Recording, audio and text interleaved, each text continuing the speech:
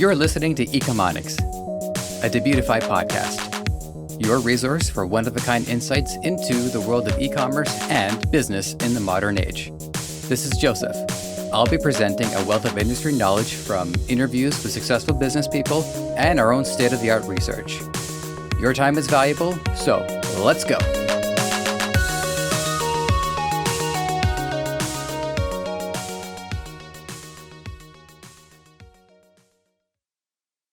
Good to have you here. One of the most essential components to a successful business is customer service, a position I've held throughout numerous companies in my 15 years in the workforce. I wouldn't call it a thankless job. Difficult and stressful at times, sure, but I've been thanked many times by both customers and management. I've been the reason why customers come back, and at times have rubbed a few people the wrong way.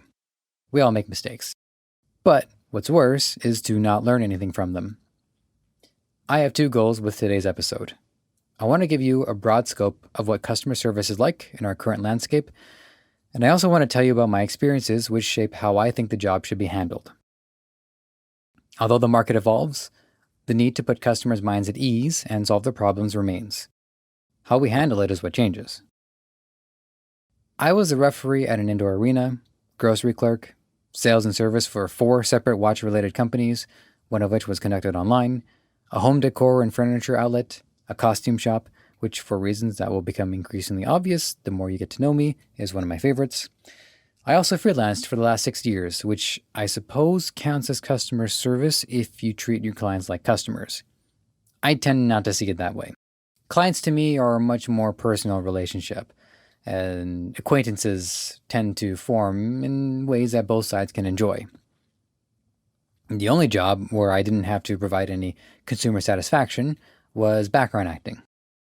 Now, because we are an e-commerce company, show, and platform, I note that experiences within brick and mortar are less relevant, but I still have some insights I can share that I hope you find valuable. Some ground rules I'll be going through. I have no intention of outing anyone personally. I don't believe in that.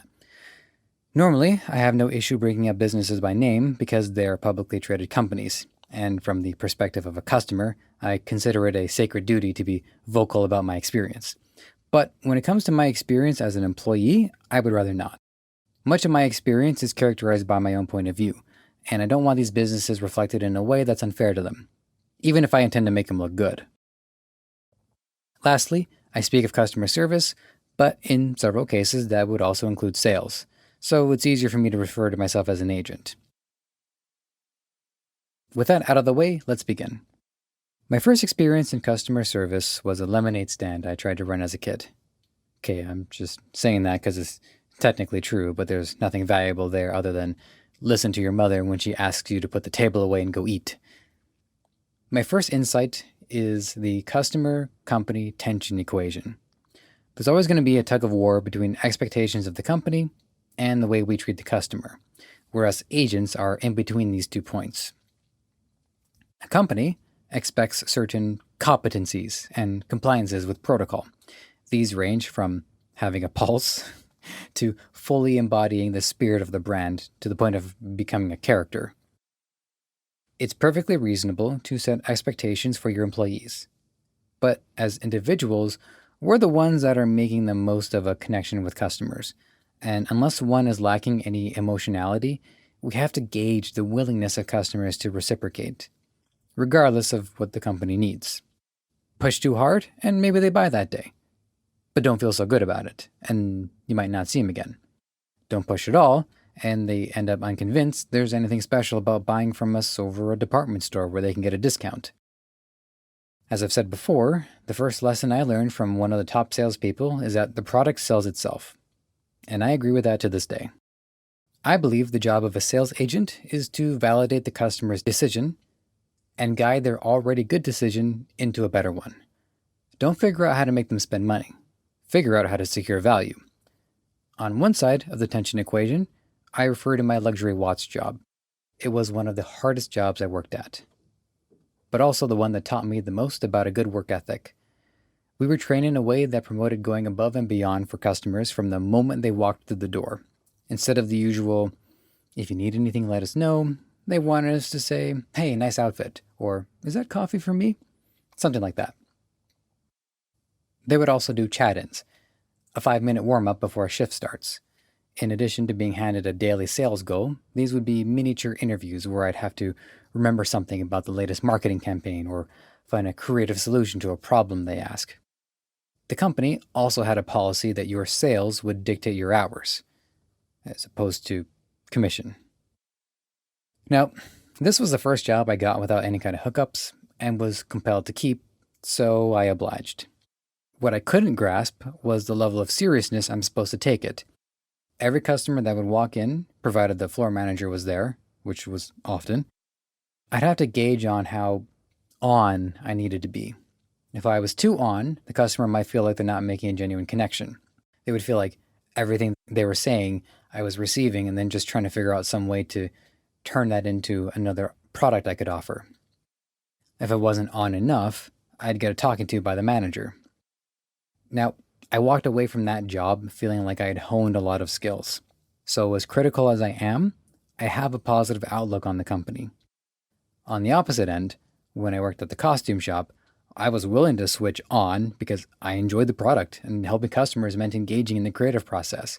So that energy came from a much more sincere place. I'm not saying the other place had no sincerity. I'm not going to be sincere when it comes to handbags. I'm just not.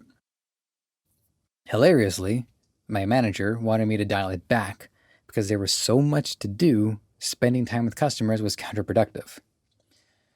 The best balance between these two was a second retail watch job I had picked up later on after the first. Corporate was fairly hands-off for the majority of my tenure, and as a result, I had full control over how I wanted to approach customers. This meant I could be as energized or as chill as I'd like, and my sales were fine. But again, the product sells itself. I was just a guy who made the experience more enjoyable. As an agent, in order to deal with this tension, you need to find a position where you can unearth the most amount of energy to use your presentational skills. The more enthusiastic you are about the product, the easier it is to do. As a company, you keep on doing exactly what you know best. You're the one with the data. What throws this equation out of whack is when one has a bad boss, and the employee is desperate to keep the job. I've been in this position, and I don't envy anybody else who is. This happened during my apprenticeship, where the boss was, and I say this in full understanding of the meaning, abusive. They came from Europe and never quite got down the whole passive-aggressive Canadian style, and over the 6 months I was there, voices were raised numerous times towards me. Praise the light, I had the luxury to quit and try another job. But I know not a lot of people have this, and frankly, I don't really have a solution to this because, well, if you don't have another choice, you're kind of stuck, aren't you? And for that, all I can say is, I'm sorry. More on that later.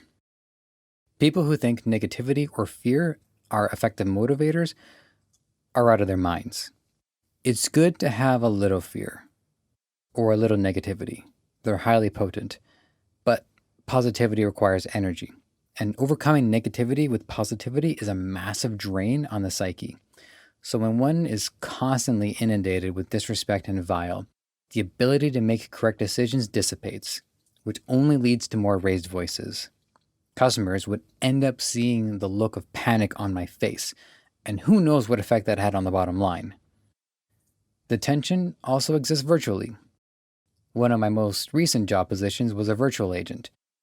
Our priority was to answer calls, followed by speaking to people on the virtual chat, followed by answering emails, and so on and so on. When working in person, only the most unreasonable of customers wouldn't understand the concept of taking their turn or waiting in line. If I'm in mid-conversation with someone, the next person will most likely understand.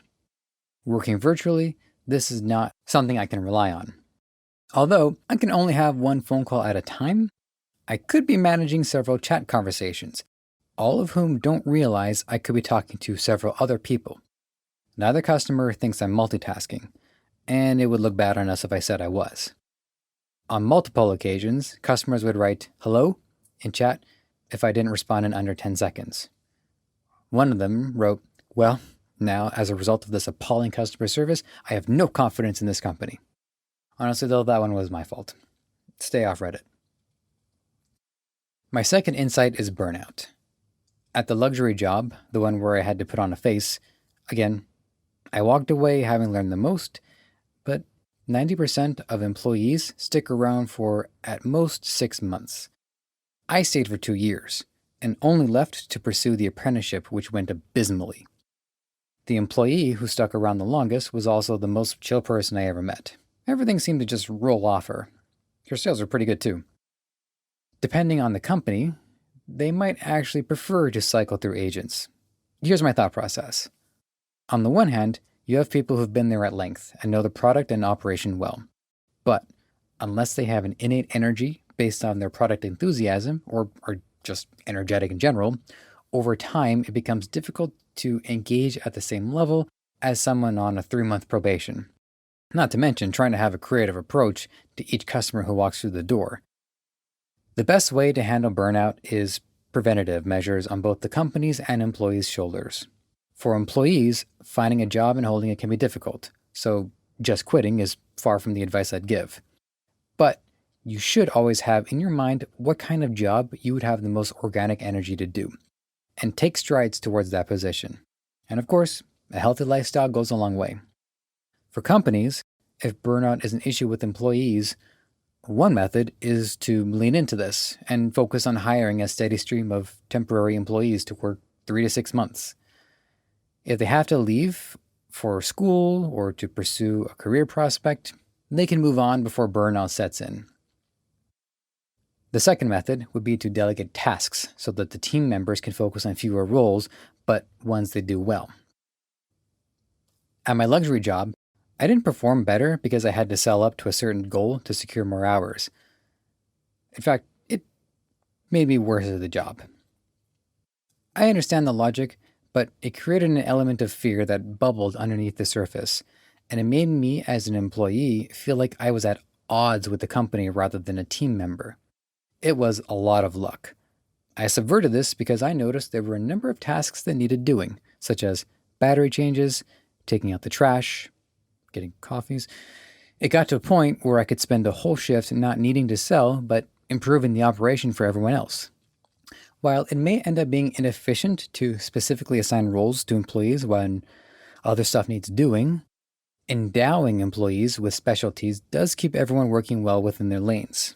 This reduces burnout a great deal by characterizing some shifts as high-pressure performance shifts, others as more relaxed but still important. My third and final insight is the power of apology. Sorry. We're all out of unsalted butter. Sorry, I just sold the last from that model. The display is the only one we have left.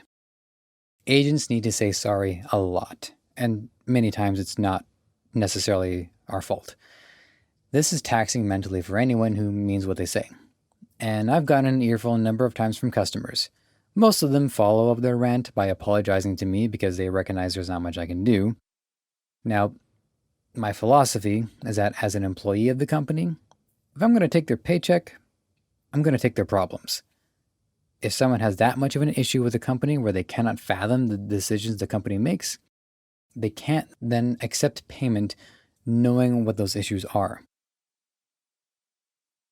We all make mistakes, and we want to hold ourselves to a higher standard. So here's how I break down apologies. Level 1 is simple. I'm sorry. This is the one that we can put up there with please and thank you. It shouldn't cost you anything to say. It's a simple demonstration of basic empathy for others, even in the smallest incidents where a certain flavor of popsicle isn't available, as long as you mean it. And it doesn't have to mean that much. I have so many examples of this, I could do a whole show on all the times I said sorry. Level 2 is, I apologize. In all 3 levels I give you, all 3 call into question whether or not you need to take responsibility or accountability. Responsibility means the fault is yours. Accountability means you're going to do something about it. Saying I apologize is a formal, often professional, admittance of wrongdoing. Here's an incident where I wish I said it. At the home decor and furniture store, I spent the first few months there working in the warehouse side, unloading product, assembling furniture, basically heavy lifting. Now, I'm not known for my physique. And although I could keep up the first few months, the work took an increasing toll on me physically, which made the other warehouse staff increasingly irritated when I'd be in.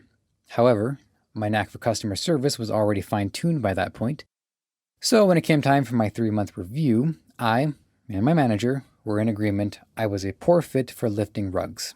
But I made the case that I'd be great on cash. My first day on cash was pretty good, but there was one mistake I made that sticks out after all these years later. This one lady comes up to the cash with a bunch of lamps. It's like 12 to 14 of them. There were a lot of lamps. She needs to head back to the aisle for a moment, I think because she was missing a lamp. So she goes to get it, leaving all the other lamps on my counter. I decide to ring up the next customer in the meantime. She comes back and is furious. She thinks I should have waited for her, and she took it as a massive disrespect. In retrospect, yeah, I agree. At the time, I should have said I apologize. Or I would just say I'm sorry, but with a level 2 meaning. And I should have said that it's my first day on cash and I wasn't sure what to do. Instead, I said nothing.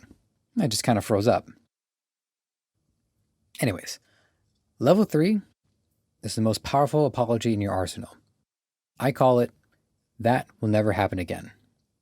I don't remember ever saying it to a customer because I don't remember ever making a mistake that bad, but it could be because I blocked those memories out. Family, friends, and coworkers, on the other hand, yeah, I've had to say it to them. Because we forge relationships with them over months and years, frankly, it's an inevitability.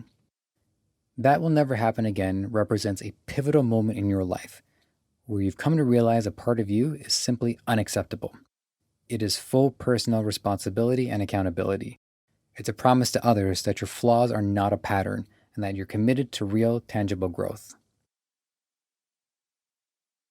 I predict, as we grow together throughout this show, I'll be coming back to this with some more insights. But I'm going to need more time to stew. For now, I leave you with those and hope they're worth thinking about. Now, let's address the situation at hand. What we're dealing with now is an environment where customer service is no longer just answering the phone or greeting people who walk in with a smile. It is a many-headed beast. We're going to go through the different methods. Social media has risen to prominence, which we've talked about plenty, which means it's technically an outlet for customers to reach out to you on. According to Medium.com, 42% of the world's population are on social media, and 53% of Twitter users expect to hear back from brands within an hour of contact. An hour. Things can get pretty intense on social media too, since it's a public display. I remember this one time McDonald's was trying to promote a burger, and Facebook took the video by storm. Why don't your milkshake machines work? What can I get for under $3? Is it true you use slaughterhouses? That last question was mine, by the way. This means, in addition to having customer service agents, you're also going to need social media experts who know how to navigate a dozen or more platforms with different rules and tones. Medium goes on to speak about the concept of an omnichannel, which I've essentially broken down already. As millennials enter the workforce, they're ready to engage with customers via text, live chat, and social media. It would be a bit difficult to have several devices at one's fingertips, so an omnichannel contact software like 8x8 would give companies a chance to streamline both external and internal communications. The second component to all this is self-service. Medium.com estimates that 70% of customers prefer to do things on their own, a sentiment I echo whenever I visit the pharmacy. The third component, which is absolutely vital to talk about, is AI. Some good news off the bat. 63% of customers are fine with being served by a chatbot, as long as they can escalate to a live agent if need be. Medium.com goes on to recommend a product tour integration. This is where customers can interact with a guide that takes them through the website in a way that both satisfies the customer's needs, but also highlights the features of the website where they might otherwise go amiss.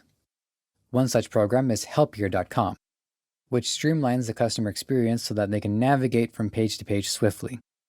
One method, for instance, is to provide customers with tooltips, little question mark icons next to key areas on screen that a customer can click on if they need help. I can't recall any site in particular, but I know there have been times where I hovered my mouse over some text, hoping for a pop-up window that'd provide me with some extra info. One thing very specific to e-commerce and dropshipping is that with scaling, the person-by-person nature of servicing customers in the vein of boutique sales may not be enough. It's doable, and then I invite anyone to tell me how they have approached customer service in a way that's unique to them. But to maintain consistency across what could potentially be thousands of people interacting every day, you would have to hire and train a lot of agents. If you go this route, speaking as someone who's done it for years, there is an art to treating each customer individually and providing an experience that makes their day. It's fun. And I believe the value of it depends on the independent value of the product. The more expensive a single purchase is, the more likely a customer would want to speak to a live agent. You have the power to scale up your operation with a program such as ManyChat. What this little gem can do is create a flowchart of conversation prompts from customers and reply with a message crafted in anticipation. Now at first, putting myself in the shoes once again of an agent, the thought of automating my position outright is alarming, but there's nuance. You see, if there's one thing consistent with every position I've held where I answered customer questions, I've answered the same questions over and over. As I mentioned way back in an earlier episode, it got to the point where I had a Google document with dozens of responses ready to copy and paste. When one works on the cutting edge of technology and innovation, energy expended is precious. It was a poor use of creative energy to repeat myself, especially online where diction and tone cannot be conveyed by text. It's repetitive in person too, but it's a lot easier since I have the interactive energy of another person in front of me. Being around people, I miss that. Anyways, with a program like ManyChat, a lot of those routine questions are handled by AI, allowing for virtual assistants to step in when a question is far too nuanced for the bot to handle. One example where this would be implemented perfectly was when I ordered a digital stylus from Digital Magica. They advertise a one-size-fits-all stylus that can be used on any touchscreen. Any surface? Many of us would ask. Well, they got lots and lots of people asking, what about my iPhone? What about my iPhone? What about my tablet? Etc., etc. That would be a situation where you either have someone with a big honking list of all the devices it can and can't work with, and then manually check each time until it's committed to memory. Or you can use chatbot. For jobs that make people feel like machines, AI is there to take over. Well, that is it for today. Do you have any transformative customer service experiences you'd like to share? What strategies are you using to handle this ever-evolving situation? Let us know. Contact podcast@debutify.com. Thanks very much. You might have found this show on any number of platforms: Apple Podcasts, Spotify, Google Play, Stitcher, or right here on Debutify. Whatever the case, if you enjoyed this content and want to help us thrive, please take a few moments to leave a review on Apple Podcasts or wherever you think is best. We also want to hear from you, so whether you think you'd be a good guest or want to weigh in on anything related to our show, you can email podcast@debutify.com or connect with us on Facebook, Twitter, Instagram, and TikTok. Finally, this podcast is created by the passionate team at Debutify. If you're ready to take the plunge into e-commerce or are looking to up your game, head over to Debutify.com and see how it can change your life and the lives of many through what you do next.